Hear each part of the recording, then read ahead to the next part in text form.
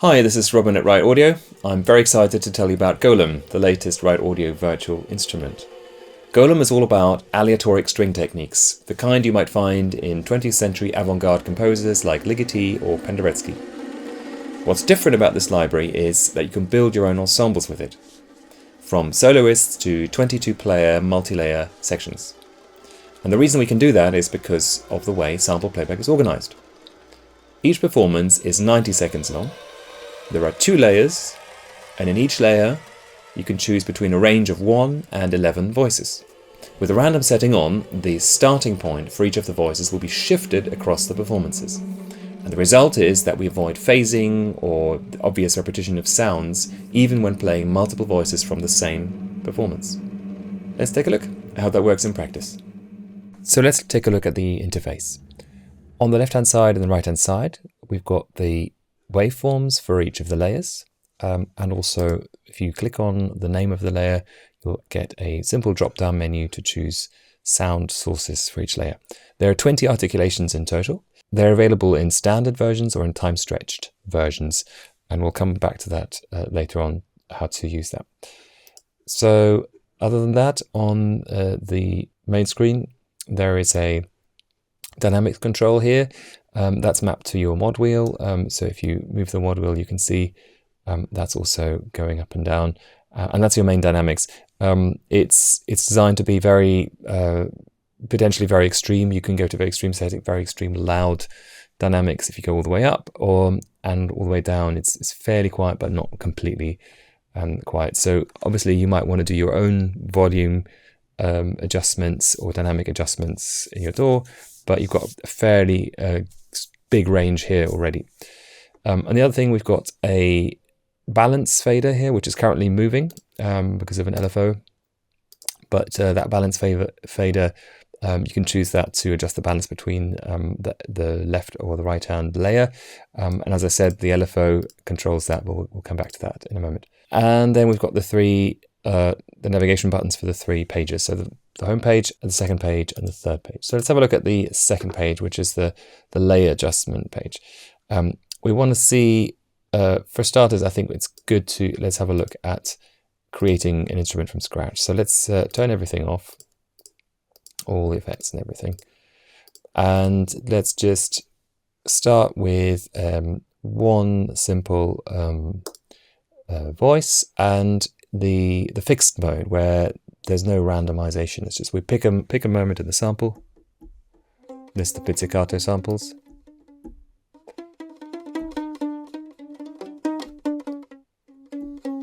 Yep, you can just pick an area that you like and use that. That's the simplest way of using it. It's a simple one voice use of this, one layer, one voice. Now, where it gets interesting is when we start to go multiple voices here. So you can go, keep it at one voice, but randomize the starting point. So they're overlapping slightly because the release is long here, but. So that allows you to do, essentially, simulate round robin. So now this is not the greatest sample to test that because it's because there are gaps, but let's look at one where there are no such gaps.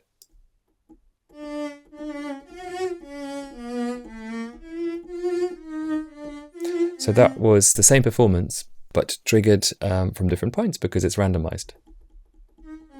You can see how the cursor jumps around. So that's the basic idea for the randomized starting point.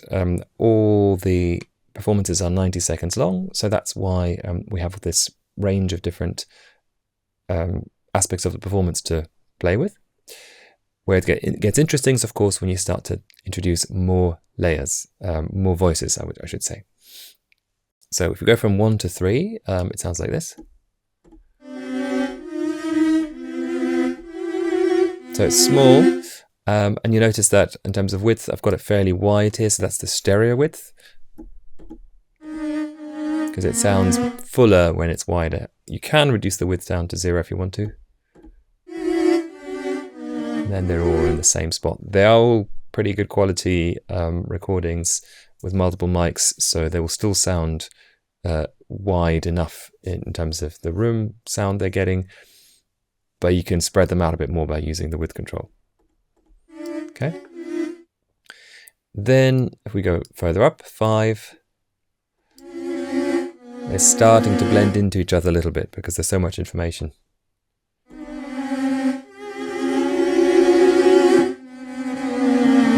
And as you go up, it gets even more pronounced. And then we get to 11.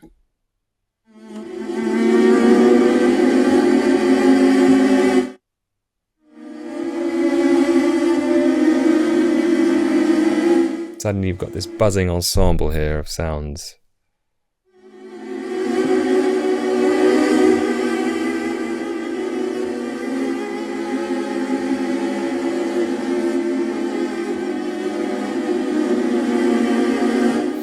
So that's one layer.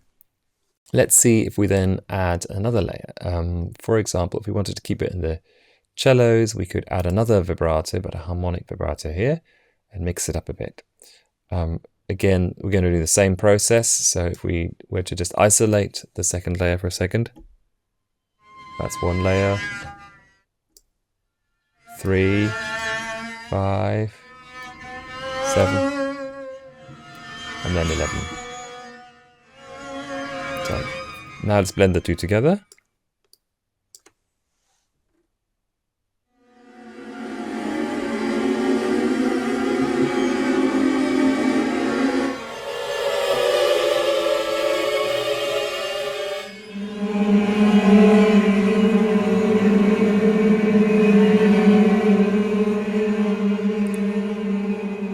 So you've immediately got this really dense section sound from just a couple of tweaks here. So if we wanted to combine all these sounds, but we feel like it's a bit too full, my suggestion is just to go down to sort of a medium setting of number of voices and see what that sounds like.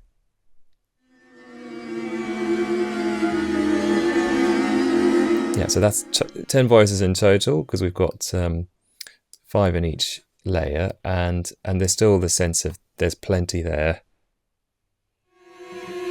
but we can hear the detail. Whereas if we go all the way up, sometimes the detail gets lost, which is great for some types of textures.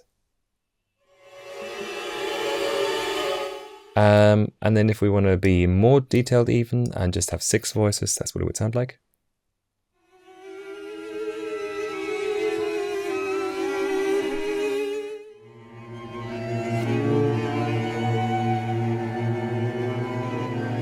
So it's nice and chambery.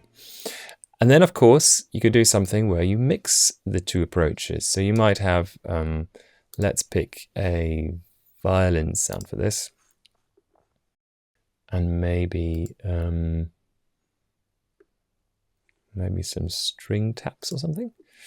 So what we'll do is we'll pick a sound and on the one hand where we will go all the way up in terms of voices, and sound on the other side where we're going to go just one voice and see what that sounds like. So just you'll get the detail from one of them. Actually, let's go for something different. Let's go for cluster here. Okay, cluster and vibrato. Let's see. And I'm going to favor the single voice here, so to make sure that's a bit more prominent.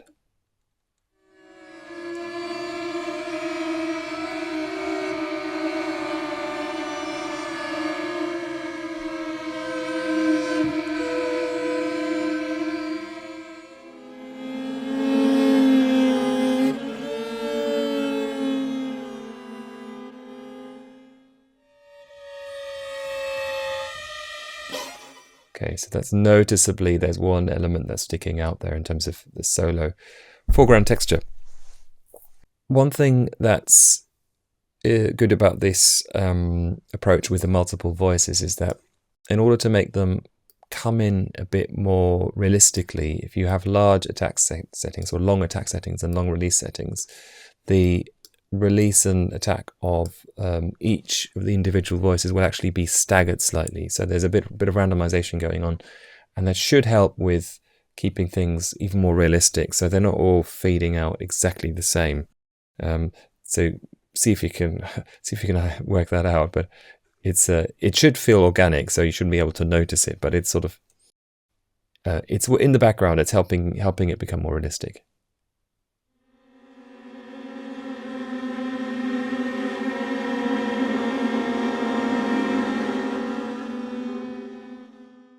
Right, you notice it with the release especially. Okay, the alternatives, as I said, you can have fixed sound starting points here, so you'll get the repeated sound.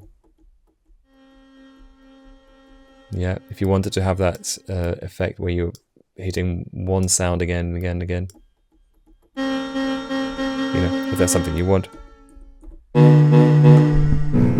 you might want to do that for sound design purposes or something like that. And the other option, of course, is that we can go with a stretch version of these sounds. So let's see, the wave of vibrato here.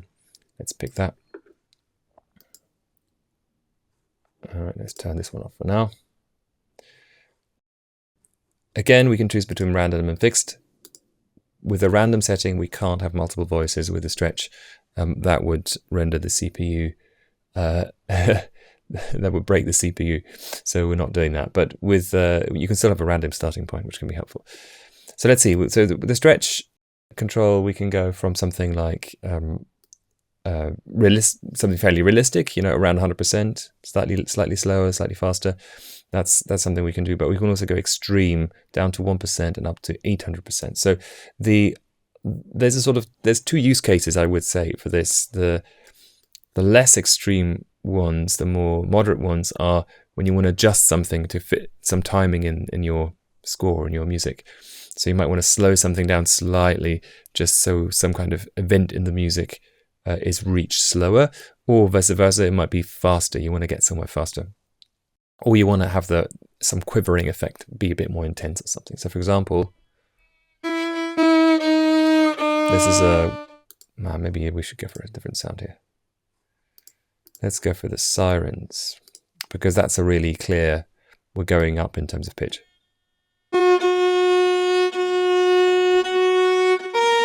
So that's gently going up in pitch.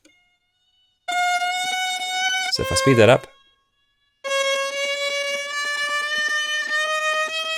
it's massively faster, of course. You can also slow that down.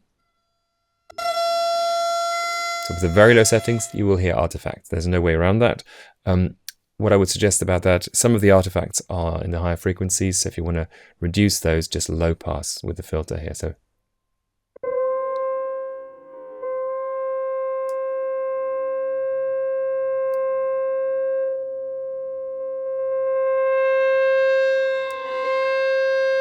on its own, that kind of thing is a bit, there's very heavy on artifacts, and there's a bit of a, it's not necessarily pleasant.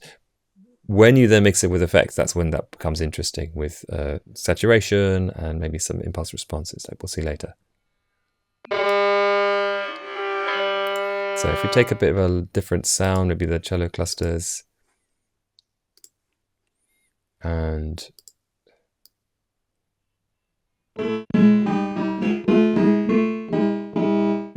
right, let's do that one and go.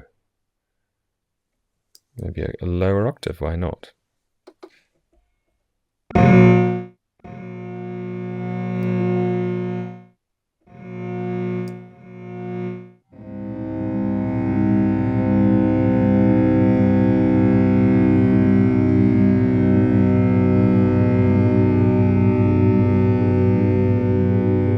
It's a really warbly sound.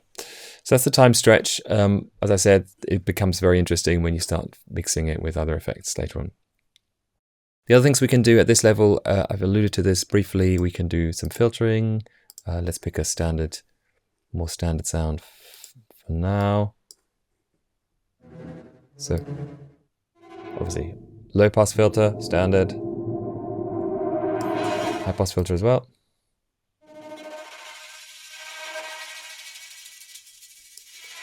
Then we can pick the octave.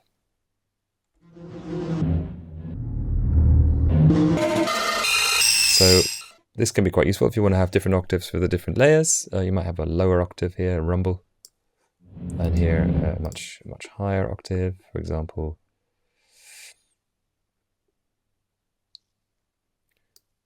This.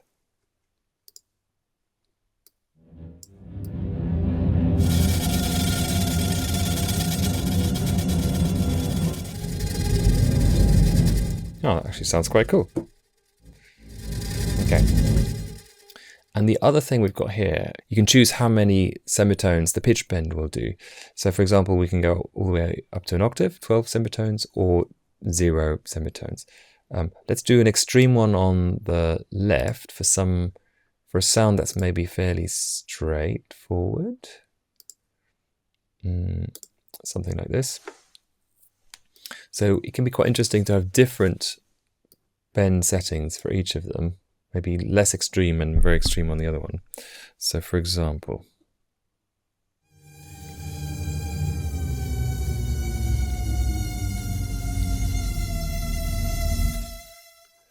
so you'll notice that one of them just bent down the right-hand side layer, bent down 3 semitones, whereas the left-hand side layer bent down a whole octave. Likewise going up.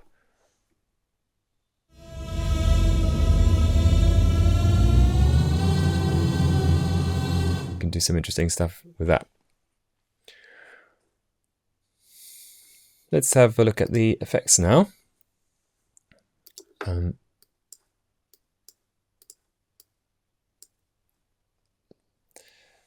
So on the left-hand side, we've got 3 impulse responses. They're labeled transmogrify, just to keep it a bit more fun, and in keeping with the sort of horror topic of the library.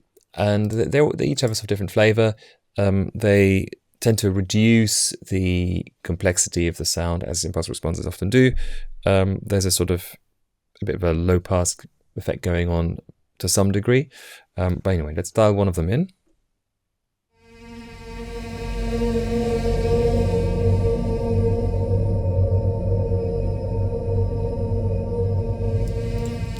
Yeah, the second one.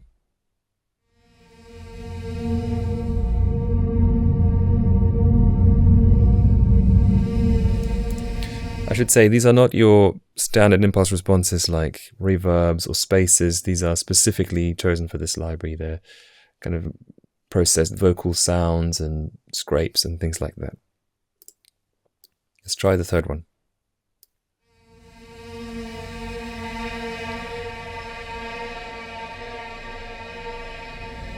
Okay, so it sounds a bit less naturalistic. Now, if you wanted to have more than one, the recommendation there is to start using some of the mids attenuation above here, because the impulse responses tend to favor low mids. So this is a way to take that back out, basically. So let's see if we want to have 2 of them in, or even 3, and then we reduce some of the mids, low mids. Balance that out a bit. The last effect on this side here is the tape control, and that's a mixture of saturation, a bit of warble, and a bit of degradation, so filtering essentially. Sounds like this. So at the extreme end, there's almost no original signal left, and somewhere in the middle, we get a bit of saturation and a bit of filtering and a bit of warble.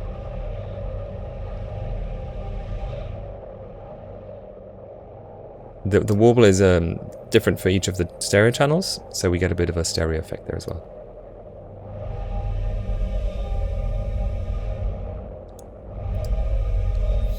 Then on the right here we have delay, which you can either have synced or non-synced, so tempo synced, fairly extreme settings. I suppose 1 second long, or much more moderate settings like 10 milliseconds or something. The diffusion is almost a reverb here, so if I have that on, I had that on just now. This is without it. Yeah, that's more like it. So this is without diffusion. This is with diffusion. Yeah, so it's a softer kind of spread of the repetitions. The reverb is a room reverb with the settings of between half a second and 10 seconds long tails.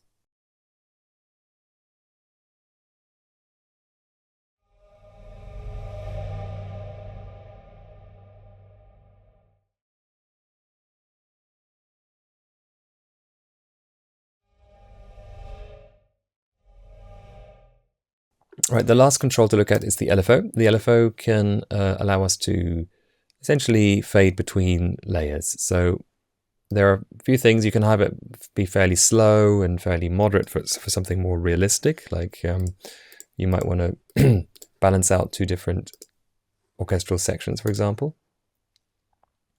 Have them kind of wavering slightly in terms of what they're doing. So two violin sections, for example, we might want to use the LFO to just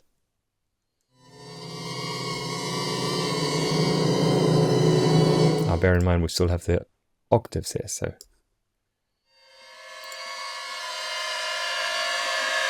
yeah, that's currently set at 2 bars in terms of speed. It could be slower still.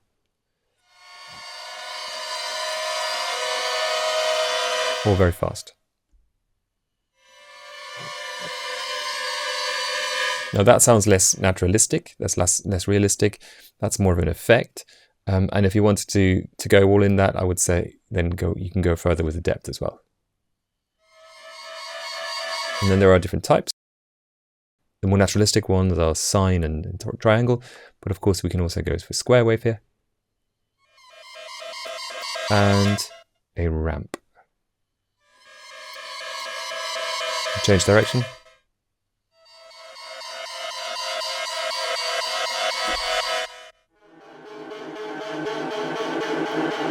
So there's a range of different effects you can do with that. What I would recommend is pairing that with things like impulse responses, tape, and maybe some filtering, and you'll get some.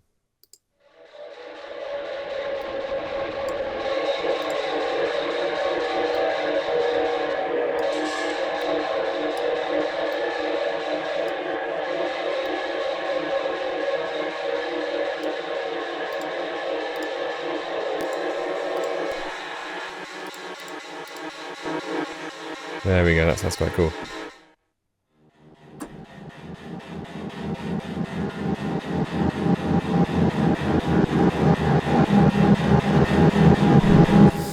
Okay, so if we were to put everything together, we could do a mix of a time stretch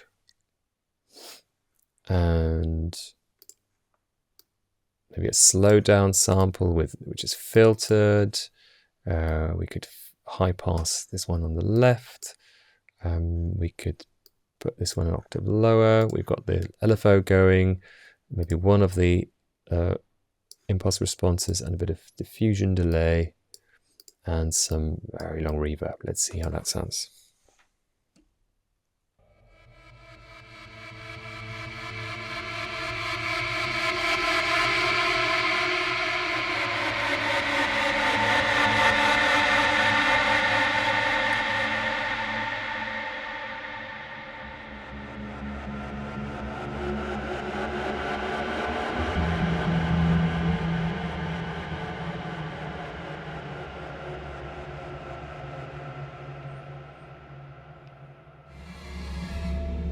That's all from me for now about Gholem. Thanks for watching.